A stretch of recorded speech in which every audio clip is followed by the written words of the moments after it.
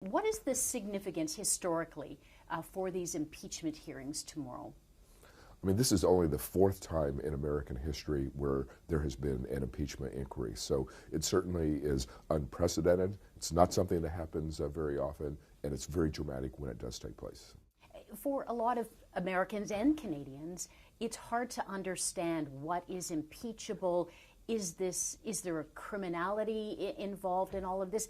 Can you give me your idea of what it is that we're looking at, this abuse of power, and what it is? We know about the Ukrainian phone call, but what do you see the issue being?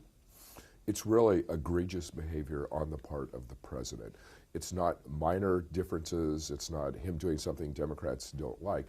It's questioning the rule of law, acting in an abusive way, and really using his office for personal gain. So those are huge problems, and Democrats argue there needs to be accountability for really bad behavior.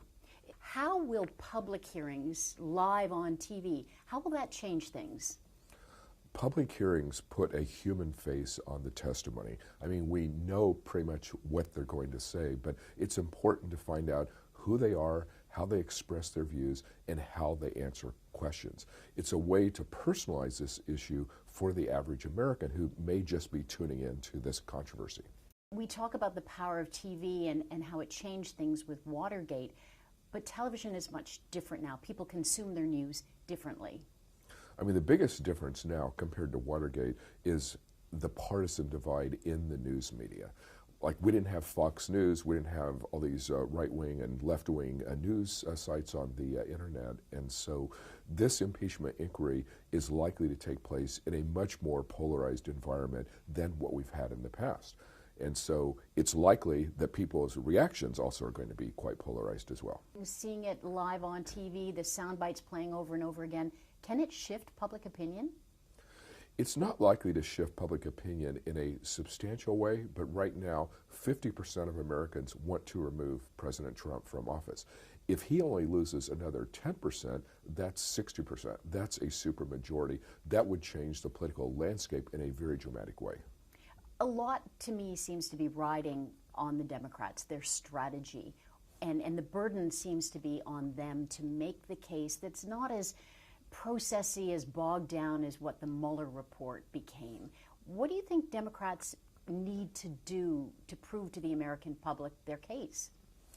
I mean, they have to explain that this is just old-fashioned extortion, that Trump withheld needed military assistance to Ukraine unless they agreed to investigate Joe Biden. It's a simple message. They need to document it clearly, provide great substantiation through evidence and testimony. They need to do all they can to really bring this problem home to the American public. And what about Republican strategy? Republicans are just throwing a bunch of mud up against the wall and hoping that something sticks. They've changed their defense many different times over the last few weeks.